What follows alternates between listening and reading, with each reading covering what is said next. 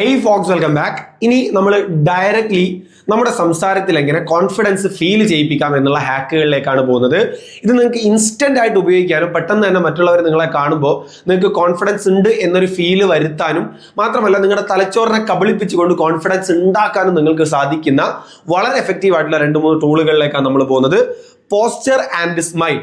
നമ്മൾ സാധാരണയായിട്ട് നമ്മൾ പോകുന്ന സമയത്ത് കോൺഫിഡൻസ് ഇല്ലാത്ത ആൾക്കാരെ നിങ്ങൾ ശ്രദ്ധിച്ചാൽ മതി. ഈ രീതിയിലായിരിക്കും ഉണ്ടാവുക. ഈ രീതിയിൽ അവരുടെ തോളിങ്ങനെ ബാക്കോട്ടായിട്ട് ഇങ്ങനെ കുറച്ച് കുനിഞ്ഞിട്ടൊക്കെ കണ്ട ഞാനോ ശരി പോയേക്കാം വന്നേക്കാം ഈ രീതിയിലായിരിക്കും സാധാരണ അവരുണ്ടാവുക. മറിച്ച് കോൺഫിഡൻസ് ഉണ്ട് എന്ന് നമ്മൾ വിശ്വസിക്കുന്ന അല്ലെങ്കിൽ he is A confident person എന്ന് നമ്മൾ അംഗീകരിക്കുന്ന വ്യക്തികളെ നമ്മൾ നോക്കിക്കഴിഞ്ഞാൽ എപ്പോഴും ഈ രീതിയിലുണ്ടാവും. ഓക്കെ വരൂ, കടന്നു വരൂ. ഒരു പോസ്ചർ അവരെപ്പോഴും ബോഡിക്ക് ഒരു പ്രത്യേകമായ ഒരു പോസ്ചർ അവർ മെയിൻറ്റെയിൻ ചെയ്യാൻ എപ്പോഴും ശ്രമിക്കും എന്നുള്ളതാണ്. അപ്പൊ നമ്മൾ എന്താ ചെയ്യുക? ഇതുപോലെ ആവണം, കോൺഫിഡന്റ് ഉണ്ടാവണം എന്ന് മറ്റുള്ളവർക്ക് തോന്നിപ്പിക്കാൻ കീപ്പിംഗ് എ ഗുഡ് പോസ്ചർ, അതാണ് നമ്മൾ ചെയ്യേണ്ടത്.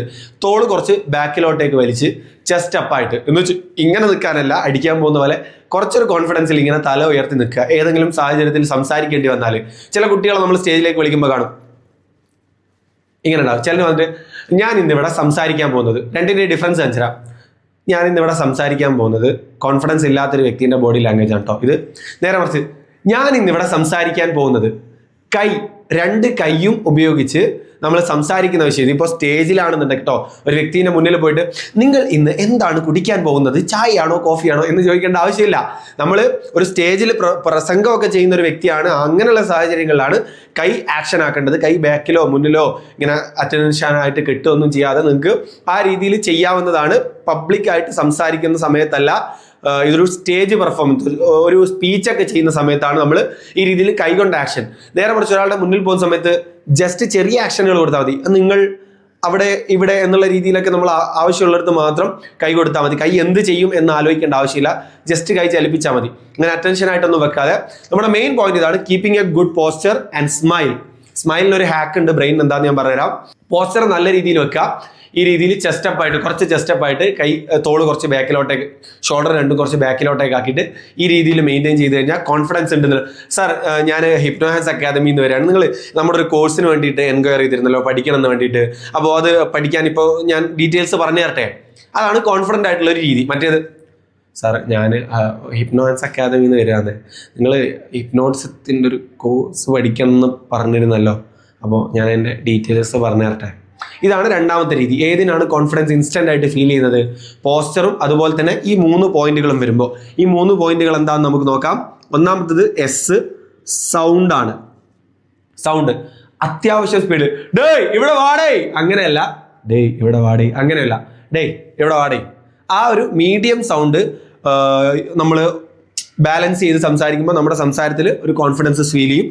അതുപോലെ സ്പീഡ് എൻ്റെ സംസാരം ഇത്തിരി ഓവർ സ്പീഡാണ്, അതിനേക്കാൾ കുറച്ച് കുറക്കുകയാണ് നിങ്ങൾ വേണ്ടത്. ഞാൻ ഇവിടെ പഠിപ്പിക്കാൻ വന്ന പോസ്റ്റർ ആൻഡ് സ്മൈലാണ്. സൗണ്ട് സ്പീഡ് ഇതൊക്കെ ഉണ്ടെങ്കിൽ നമ്മുടെ ക്ലാസ് വളരെ അടിപൊളിയായി നമുക്ക് പോകും. അതിനോടൊപ്പം തന്നെ ക്ലാരിറ്റി എന്നതും കൂടെ ഉണ്ടെന്നുണ്ടെങ്കിൽ നമുക്ക് വളരെ നല്ല രീതിയിൽ നമ്മുടെ ക്ലാസ്സിൽ കൊണ്ടുപോകാം. ഇങ്ങനെ പറഞ്ഞു കഴിഞ്ഞാൽ കോൺഫിഡൻസ് ഫീൽ ചെയ്യായിരിക്കും, പക്ഷേ കേൾക്കുന്നവർക്കൊന്നും മനസ്സിലാവില്ല, കമ്മ്യൂണിക്കേഷൻ അവിടെ നല്ല രീതിയിൽ പോകില്ല. അപ്പോൾ നമ്മൾ നമ്മുടെ ക്ലാസ്സിൽ പോസ്ചർ ആൻഡ് സ്മൈലാണ് നമ്മൾ ഇന്ന് പഠിപ്പിക്കാൻ പോകുന്നത് എന്ന് പറഞ്ഞു കഴിഞ്ഞാൽ റീൽസ് കണ്ട് നടക്കുന്ന ലോകമാണ്. അവർ ലാഗിനെ ഒരിക്കലും ആക്സെപ്റ്റ് ചെയ്യില്ല. സംസാരം ആയിക്കോട്ടെ, വീഡിയോ ആയിക്കോട്ടെ, എന്തോ ആയിക്കോട്ടെ. അപ്പോൾ ഒരു മീഡിയം സ്പീഡ് പിടിച്ചിട്ട് നിങ്ങൾ മറ്റുള്ളവർക്ക് മനസ്സിലാവുന്ന രീതിയിൽ.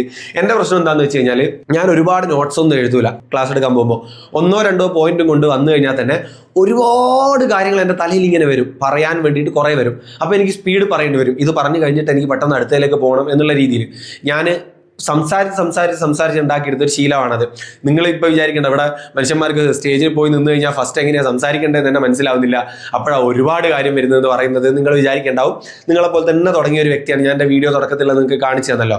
അപ്പോൾ അവിടുന്ന് ഇവിടത്തേക്ക് എത്തിയത് സംസാരിച്ച് കിട്ടുന്ന അവസരങ്ങളൊക്കെ ഉപയോഗിച്ചിട്ടാണ്. എനിക്ക് ഓർമ്മയുണ്ട്, ബബിലാലേട്ടൻ നമ്മുടെ നാട്ടിലെ ഒരു പാർട്ടി പ്രവർത്തകനാണ്. ഏത് പാർട്ടിയാണെന്ന് ഞാൻ പറയുന്നില്ല, പാർട്ടി പ്രവർത്തകനാണ്. അപ്പോൾ ഈ പാർട്ടിയുടെ പരിപാടികൾ വരുന്ന സമയത്ത് നമ്മളെ കൂട്ടിക്കൊണ്ടുപോകും. എല്ലാ കുട്ടികളും ഇങ്ങനെ വേണ്ട എന്ന് പറഞ്ഞിരിക്കുന്ന സമയത്ത് ഞാൻ അങ്ങോട്ട് ചോദിക്കും, ബബിലാലേട്ട എനിക്ക് നന്ദി പറയാൻ ഒരു അവസരം തരുമോ? ഒരൊറ്റ പ്രാവശ്യം ചോദിച്ചുള്ളൂ. പിന്നെ എന്ത് പരിപാടി ഉണ്ടെന്നുണ്ടെങ്കിൽ ബബിലാലേട്ട എന്നെ കൊണ്ടുപോയിട്ട് സ്റ്റേജിൽ ലാസ്റ്റ് നന്ദി പറയിപ്പിക്കാൻ വിളിക്കും. പിന്നെ അത് ഗസ്റ്റായിട്ട് കോളേജുകളിലും സ്കൂളുകളിലൊക്കെ മൂപ്പര് വഴി തന്നെ ഞാൻ പോയിട്ടുണ്ട്. അത് ചെറുപ്പത്തിലെ ഞാനത് തുടങ്ങിയോണ്ടാണ്. ചെറിയ അവസരങ്ങളെ ഉപയോഗിച്ച് തുടങ്ങി. എനിക്ക് പേടിയാന്ന് പറഞ്ഞ് സംസാരിക്കാതിരുന്നില്ല. എനിക്കിപ്പോഴും പേടിയുണ്ട്. ഞാൻ മഴവിൽ മനോരമയിൽ ബമ്പർച്ചിരിയിലും അതുപോലെ നെക്സ്റ്റ് ടോപ്പ് ആങ്കറിലും അതുപോലെ അമൃത TV-യിൽ ഫണ്ട്സ് അപ്പോൺ ടൈമിലൊക്കെ പരിപാടികളൊക്കെ പങ്കെടുത്തിട്ടുണ്ട്. ഈ പരിപാടികളിലൊക്കെ പങ്കെടുക്കുന്ന സമയത്ത് നിങ്ങൾ കണ്ടിട്ടുണ്ടാവും, നല്ല കോൺഫിഡൻ്റ് ആയിട്ട് ഞാൻ പെർഫോം ചെയ്യുന്നുണ്ട്. പക്ഷേ സ്റ്റേജിൽ കയറുന്നതിൻ്റെ തൊട്ട് മുമ്പ് എൻ്റെ കയ്യും കാലൊക്കെ വിറക്കുന്ന തന്നെയാണ്. കയ്യും കാലൊക്കെ വിറ തന്നെയാണ്. നല്ല രീതിയിൽ എനിക്ക് ടെൻഷനും കാര്യങ്ങളൊക്കെ ഉണ്ട്. പക്ഷേ അതിനെ ബാലൻസ് ചെയ്തുകൊണ്ട് ചെയ്യുന്നത് അതൊരു രസമുള്ള വിറയല.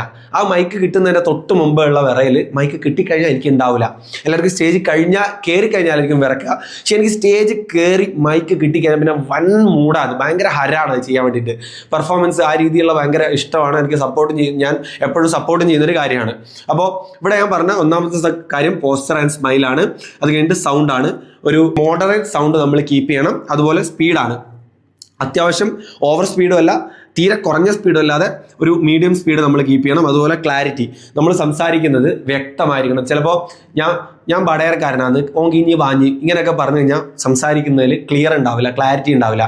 നമ്മൾ മലയാളികൾക്കാണ് ക്ലാസ് എടുക്കുന്നതെങ്കിൽ മലയാളികൾക്ക് മനസ്സിലാകുന്ന മലയാളം, പ്യുവർ മലയാളത്തിൽ ക്ലാസ് എടുക്കുന്നതാണ് ഏറ്റവും നല്ലത്. ചില തൃശ്ശൂർ ഭാഷയൊക്കെ ചിലർക്ക് പെട്ടെന്ന് എല്ലാ കേരളത്തിലുള്ള ആൾക്കാർക്കും മനസ്സിലാവും. പക്ഷേ നമ്മൾ നമ്മുടെ ഉൾനാട്ടിലുള്ള ചില പ്രയോഗങ്ങളൊന്നും നമ്മുടെ സംസാരത്തിൽ ഉൾപ്പെടുത്തി കഴിഞ്ഞാൽ അതൊരു നല്ല രീതിയല്ല. ചിലപ്പോൾ നമ്മൾ ഇൻസ്റ്റാഗ്രാമിലൊക്കെ വീഡിയോ ഇടുന്ന സമയത്ത് റീച്ച് കിട്ടുമായിരിക്കും നിങ്ങളുടെ ഒരു പ്രത്യേക ശൈലിക്ക് വേണ്ടിയിട്ട്. അങ്ങനെ നിങ്ങൾ കീപ്പ് ചെയ്തോ. നമ്മൾ മറ്റുള്ളവരായിട്ടൊരു പ്രൊഫഷണൽ ആയിട്ടുള്ള മീറ്റിങ്ങിനോ സംസാരത്തിനൊക്കെ പോകുന്ന സമയത്ത് ക്ലാരിറ്റി എല്ലാത്തിനും ഉണ്ടെന്ന് ഉറപ്പ് വരുത്തണം. അങ്ങനെയുള്ള സംസാരത്തിൽ നമ്മൾ ക്ലാരിറ്റി ഉണ്ടെന്ന് ഉറപ്പ് വരുത്തുമ്പോൾ നമ്മുടെ ഭാഷയും കൂടെ ഓക്കെ ആണ് എന്ന് ഉറപ്പ് വരുത്തുക.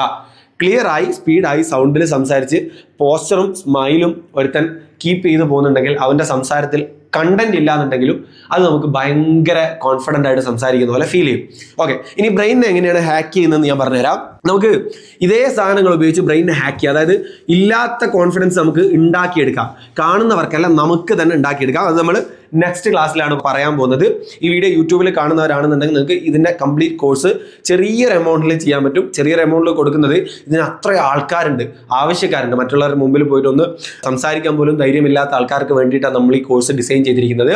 അപ്പോൾ അങ്ങനെയുള്ള ആൾക്കാർക്ക് ഇത് കംപ്ലീറ്റ് കോഴ്സ് കാണണം എന്നുണ്ടെങ്കിൽ എന്നെ കോൺടാക്ട് ചെയ്താൽ മതി. താഴെയുള്ള നമ്പറിൽ കോൺടാക്ട് ചെയ്താൽ നിങ്ങൾക്ക് ആ കംപ്ലീറ്റ് കോഴ്സിൻ്റെ ഡീറ്റെയിൽസ് അയച്ചു തരും. അല്ല, കോഴ്സ് ഇപ്പോൾ കണ്ടുകൊണ്ടിരിക്കുന്നവരാണെങ്കിൽ തുടർന്ന് നെക്സ്റ്റ് ക്ലാസ്സിലേക്ക് പോവാം. ഇവിടെ നമ്മൾ ബ്രെയിൻ ഹാക്കിംഗ് ആണ്. ബ്രെയിനിനെ എങ്ങനെ ഹാക്ക് ചെയ്യാം, ബ്രെയിൻ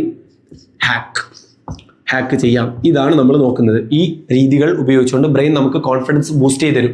നമുക്കില്ലാത്ത കോൺഫിഡൻസ് ബ്രെയിൻ തരും. അതെങ്ങനെയാണെന്ന് നെക്സ്റ്റ് ക്ലാസ്സിൽ കാണാം. ബൈ.